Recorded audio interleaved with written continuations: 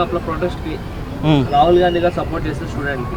ఇప్పుడు వాళ్ళ కూటమి ప్రభుత్వం ఉంది జార్ఖండ్ లో, ఇప్పుడు ప్రొటెస్ట్ చేస్తున్నారు స్టూడెంట్లు, కానీ ఇప్పుడు ఎందుకు వస్తలేరు రాహుల్ గాంధీ గారు?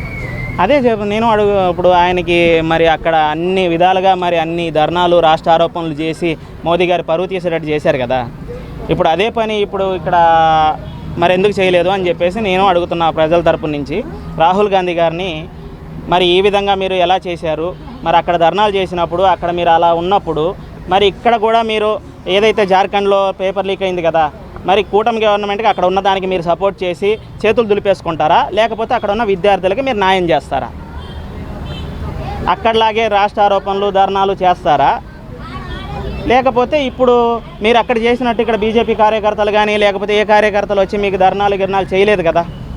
మరి అంత అభిజిత్ అక్కడ అంత ఎగిరిపడ్డాడు కదా, మరి ఆ కాకరోజు పార్టీ వాళ్ళు అక్కడ అంత చించుకొని అరిశారు కదా, మరి ఇక్కడ ఎందుకు రాలేదు? ఏమైనా నిద్రపోయారేమో, కాళ్ళకి ఏమైనా అయిందేమో మరి. అదే పోలీసు వాళ్ళు దెబ్బక, అదే పోలీసు వాళ్ళ దానివల్ల జ్వరం వచ్చేసి ఉంటుంది వాళ్ళకి.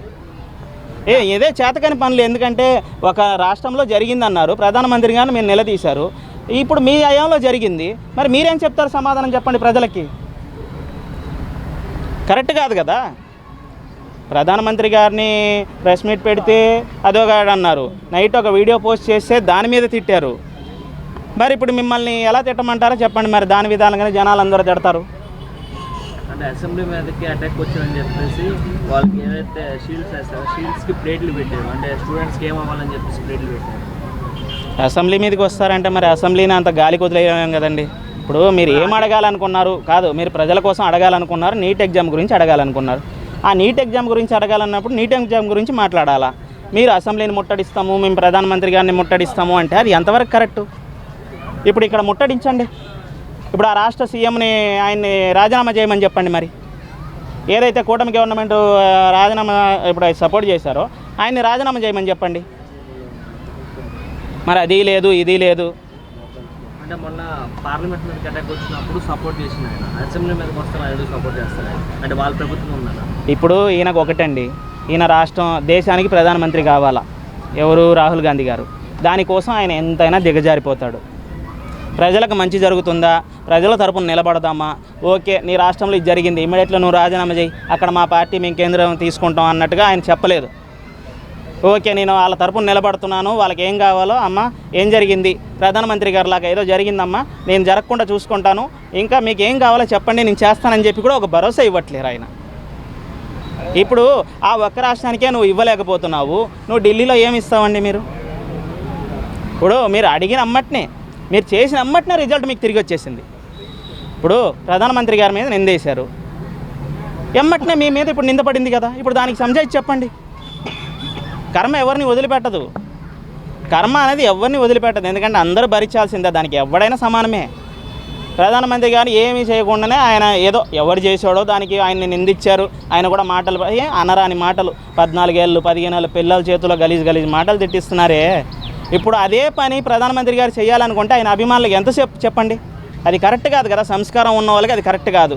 ఆయన ఏమన్నాడు, ఇదేనా మీ సంస్కారము, ఇదేనా మీ తల్లిదండ్రులు నేర్పించింది, ఇలాగైనా చేసేది, ఇలా చేసే వాళ్ళకి మీరు సపోర్ట్ చేస్తారా? అంతమంది మర్డరిస్టులకి, సైన్సిస్టులకి, పోక్సో కేసులు ఉన్న వాళ్ళకి, దీని అన్నిటి మీద కూడా తీసుకువచ్చి అక్కడ జనాల చేతిలో గొడవలు చేపించి అన్ని వాహనాలని ధ్వంసం చేశారు. ఇప్పుడు ఆ కాకరోజు పార్టీ వచ్చిస్తుందా, కాంగ్రెస్ పార్టీ వచ్చిస్తుందా ప్రభుత్వానికి డబ్బులు?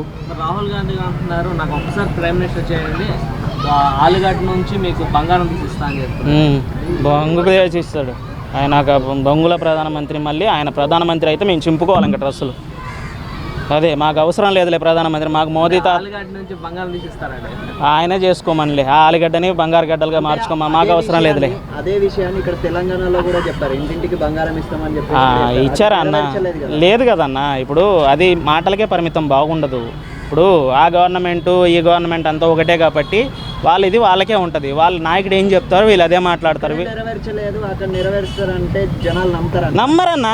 ఇప్పుడు జనాలు నమ్మరు. ఇప్పుడు ఎందుకురా నాయనా అని బాధపడుతున్నారు.